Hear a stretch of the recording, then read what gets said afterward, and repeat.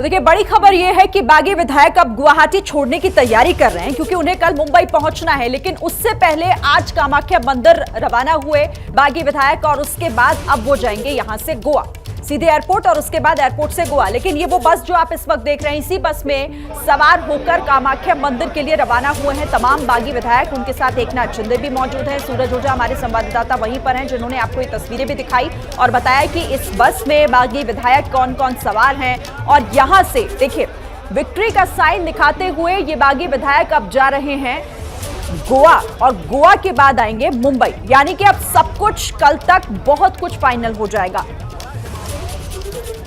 सीधे रुक कर लेते हैं हमारे संवाददाता सूरज ओझा, क्योंकि वो लगातार गुवाहाटी में ही बने हुए हैं। सूरज, कामाख्या मंदिर के लिए रवाना हो चुके हैं बागी विधायक, क्या कुछ वहां पर हलचल है अब?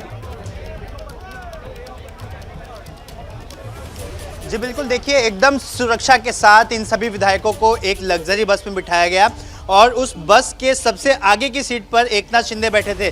मतलब अपनी पूरी टीम को हेड करते हुए वो लेकर जा रहे थे, और यहाँ से कामाख्या मंदिर जाएंगे, जहाँ पे दर्शन करेंगे। देखिए, एकनाथ शिंदे सुबह ऑलरेडी जा चुके हैं वहाँ पर, लेकिन शिंदे कुटुंब के हेड होने की वजह से वो वापस से अपने परिवार के साथ, यानी कि जो विधायक उनके साथ जुड़े थे उनके साथ वो यहाँ से निकल गए हैं। अब वो कामाख्या मंदिर जाएंगे, फिर ऐसा जो हमें गोगावले ने बताया कि कामाख्या मंदिर के दर्शन के बाद वापस वो होटल में आएंगे, और फिर यहाँ से वो गुवाहाटी एयरपोर्ट जाएंगे। देखिए, जिस वक्त हमने सूरत से इनको निकलते हुए देखा था, तो बस की खिड़कियों पर पर्दे लगे थे। मतलब आप अंदर कौन कौन है इसकी पहचान करना बहुत ही मुश्किल था। लेकिन इस बार आपने देखा होगा कि बस की विंडोज एकदम ट्रांसपेरेंट थी, आप आसानी से देख सकते थे कि अंदर कौन कौन बैठा हुआ है, और हर किसी के चेहरे पे मुस्कुराहट थी, हर कोई वेव कर रहा था, विक्ट्री का साइन दिखा रहा था। इससे ये समझ में आता है कि शिंदे कैंप ने जो चीज़ निर्धारित की थी, जो चीज़ डिसाइड की थी, वो चीज़ अब पूरी हो चुकी है। लेकिन जो फाइनल स्टेज है उसका वो कल देखने मिलेगा। जी अच्छा, अभी ये तस्वीरें आ रही हैं, वो दिखा देते हैं। सूरज, फिर मैं आपके पास आती हूँ। ये अंदर की तस्वीरें हैं, क्योंकि यहाँ पे वो तमाम विधायक जो बागी हैं और शिवसेना, खुद को असली शिवसेना कह रहे हैं, और गुवाहाटी में मौजूद हैं। आप तस्वीरें देखिए, ये बस के अंदर की तस्वीरें, जब आज बस में सवार होकर कामाख्या मंदिर के लिए तमाम विधायक निकले हैं। एक एक करके उनके चेहरे दिखाए जा रहे हैं, जिन्हें अभी तक छिपाया जा रहा था। जैसा सूरज ने बताया कि इस बस पर पहले पर्दे हुआ करते थे, लेकिन अब वो हटा दिया गया। यानी कि अब तो सब कुछ लगभग, देखिए आप दीपक केसरकर को भी देख रहे हैं, इस गुट के प्रवक्ता, और तमाम बागी विधायक इसी बस में सवार होकर यहां से निकले कामाख्या मंदिर के लिए। एकनाथ शिंदे देखिए, जो लीड कर रहे हैं इस गुट को, जिस पूरे गुट को शिंदे गुट के नाम से ही फिलहाल बुलाया जा रहा है, और वो सुबह पहले दर्शन कर चुके हैं कामाख्या मंदिर में, लेकिन अपने साथियों के साथ एक बार फिर जा रहे हैं, अपने पूरे दल के साथ। और इसके बाद यहां से रवानगी होगी इन तमाम बागी विधायकों की गोवा, जो कि अब इनका अगला पड़ाव है, क्योंकि कल इन्हें मुंबई पहुंचना है फ्लोर टेस्ट के लिए। तो उससे पहले गोवा, और फिर उसके बाद मुंबई, यानी कि अपने राज्य में। इतने दिनों के बाद ये सभी वापस लौटेंगे, क्योंकि अब इन तमाम जो बागी विधायक हैं, इनकी रणनीति सही दिशा में काम करती दिखाई दे रही है। तो अब इसके बाद इन्हें अपने राज्य लौटना ही पड़ेगा। और देखिए, तस्वीरें अंदर की इस वक्त आपके सामने हैं। जी, तो ये तस्वीरें बेहद महत्वपूर्ण है, जो मेरी सहयोगी शिरीन दिखा रही हैं आपको। इस वक्त गुवाहाटी से ये तस्वीरें सीधी आ रही हैं। वो बागी विधायक जो एकनाथ शिंदे के साथ हैं, चेहरे पर मुस्कान है, बॉडी लैंग्वेज बदली हुई है। और इस बीच हमारे साथ दो खास मेहमान भी जुड़े हुए हैं। प्रदीप सिंह जी आप स्टूडियो में हमारे साथ मौजूद है, वरिष्ठ पत्रकार हैं। समीर चौगांकर साहब हमारे साथ मौजूद हैं, राजनीतिक विश्लेषक भी हैं, महाराष्ट्र की राजनीति पे पकड़ रखते हैं। समीर जी, ये तस्वीरें जो हैं, अब तक यही देखा जा रहा था कि बागी विधायकों के नाम सामने आ रहे थे, और उनको लेकर हर कोई अपने अपने दावे कर रहा था। संजय राउत लगातार ये कह रहे थे कि नहीं, उनमें से कुछ से हमारी बातचीत चल रही है, जब वो वापस आएंगे मुंबई तो तस्वीर बदली हुई होगी। क्या तस्वीर अब बदलेगी? मुझे नहीं लगता कि तस्वीर अब बदलेगी। यह कुछ दिन पहले ही क्लियर हो चुका था। आप देखेंगे, जब गुवाहाटी में सब सारे विधायक एकनाथ शिंदे के साथ थे, तो एकनाथ शिंदे ने सबको मोबाइल वापस किए थे जाके, कि मुझे आप पे भरोसा है और मैं आपको मोबाइल वापस कर रहा हूँ, आपको मोबाइल कहीं अलग रखने की ज़रूरत नहीं है। और जिस तरीके से लगातार उनके वीडियो आ रहे हैं और उनकी जो आपस में बातचीत आ रही है सामने, मुझे लगता है कि अब शिवसेना के लिए कहीं कोई विकल्प नहीं बचा है। शिवसेना ने आखिरी कोशिश की है सुप्रीम कोर्ट में जाकर इस मामले को लटकाने की और टालने की, लेकिन मुझे लगता है कि सुप्रीम कोर्ट से भी राहत नहीं मिलेगी और कल फ्लोर टेस्ट में शिवसेना का हार जी। तय है, क्योंकि ऐसे 2 या 4 विधायक की बात नहीं है। आप देखिए 40 से ज़्यादा विधायक आज एकनाथ शिंदे के साथ हैं, तो मुझे लग रहा है कि शिवसेना के लिए अब कोई विकल्प नहीं बचा है, उसको जाना होगा। प्रदीप जी, उद्धव ठाकरे को लेकर पहले भी ये खबर सामने आई थी कि इस्तीफा वो एकदम तैयार कर चुके थे, देने वाले थे, लेकिन एनसीपी कांग्रेस के कहने पर उन्होंने अपने इस्तीफा नहीं दिया। और अब जिस तरीके की स्थिति है, लगभग ये माना जा रहा है कि सुप्रीम कोर्ट से भी कोई ऐसी विशेष राहत मिलने वाली नहीं है, फ्लोर टेस्ट के लिए जाना पड़ेगा। तो क्या आपको लगता है कि अब उद्धव ठाकरे का अगला कदम हो सकता? देखिए, ये तो प्रेडिक्ट करना बड़ा मुश्किल है, क्योंकि पूरे प्रकरण में उद्धव ठाकरे की जो भूमिका रही है, जिस तरह से उन्होंने एक्ट किया है, वो पॉलिटिकली इमेच्योर पॉलिटिशियन का उन्होंने सबूत दिया है। उनको पता नहीं चला कि उनकी पार्टी में इतने अंदर तक बगावत हो गई है, लोगों में नाराज़गी इतने गहरे तक बैठ गई है कि वो पार्टी छोड़ने को तैयार हैं, उनकी कोई अपील मानने को तैयार नहीं है। और ये एक दिन में नहीं हुआ है, ये पिछले 2-2.5 साल में धीरे धीरे करके हुआ है।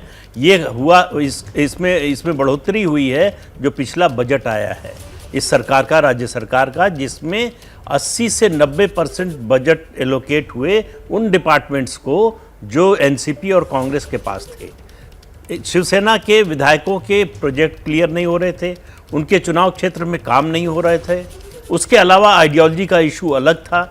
ये सब देखते हुए भी उद्धव ठाकरे ये खुश थे कि एक वर्ग जो है उनकी तारीफ कर रहा था कि बहुत सक्षम मुख्यमंत्री हैं, बहुत अच्छा काम कर रहे हैं, लेकिन अपने घर में क्या हो रहा है इसकी उनको खबर नहीं थी। वो दिखाई दे रहा है सामने। तो अब उद्धव ठाकरे के सामने सरकार बचाने की समस्या नहीं है, मैं ये नहीं मानता हूँ। सरकार तो उनकी जा चुकी है, उसकी औपचारिक घोषणा सदन के पटल पर होनी है, लेकिन अब वो पार्टी बचाने की कोशिश कर रहे हैं। वो भी बचाना मुश्किल दिख रहा है, लेकिन वो लंबी लड़ाई होती है। चुनाव आयोग में होगा, फिर अदालत में जाएगा मामला, वो लड़ाई लंबी होगी, कौन किसके साथ होगा वो भविष्य की बात है। फिलहाल सरकार बचने की कोई दूर दूर तक संभावना नहीं दिखाई। राहत की उम्मीद लगाते हुए जो इन्होंने, समीर जी, सुप्रीम कोर्ट का दरवाजा खटखटाया है, आपको लगता है वहां से इन्हें कोई राहत मिल सकती है? नहीं, मुझे नहीं लगता कि सुप्रीम कोर्ट से इन्हें कोई राहत मिलेगी। आप देखिए जब 2 दिन पहले सुप्रीम कोर्ट में मामला आया था, तब अभिषेक मनु संघवी जो उद्धव ठाकरे के वकील हैं, उन्होंने सुप्रीम कोर्ट में कहा था कि कहीं गवर्नर कॉल ना कर ले बहुमत प्रूव करने के लिए।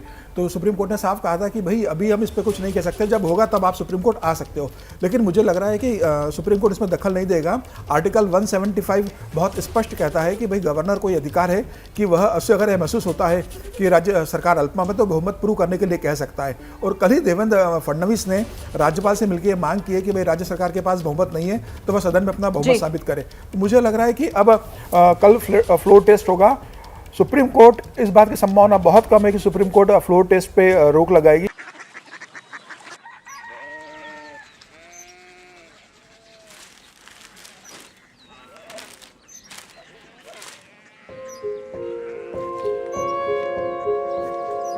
बाबा बाबा कोरिया सिटी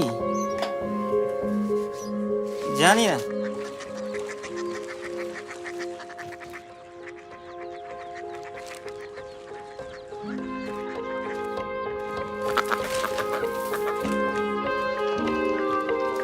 कोरिया सिटी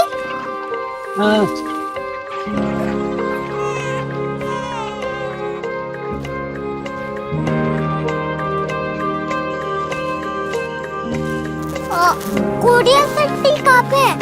शहर अंग्रेजी लगे हैं।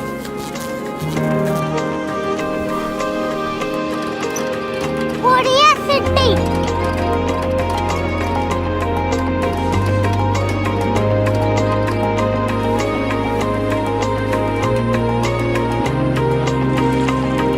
वो बहुत दूर है।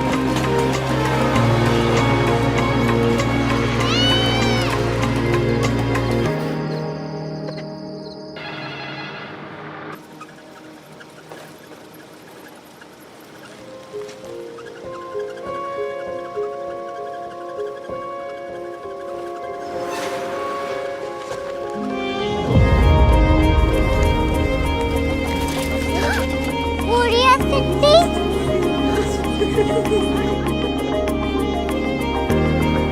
दुनिया को कुछ लोग बड़े होते हैं। कोरिया सिटी कहाँ है? प्रोफेसर साहब को पता होगा। हो ये छोटा वाला ग्लोब लगता है और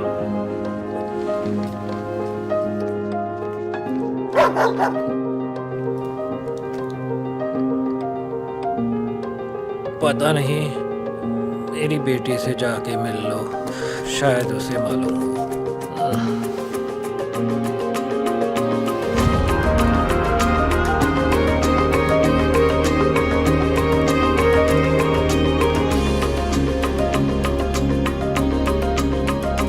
हाय, बाबा ने भेजा है। Come here. Korea city. Korea city नहीं, क्यूरियोसिटी। वो क्या? That's what brought you here. जो तुम्हें यहाँ तक ले आया। क्यूरियोसिटी।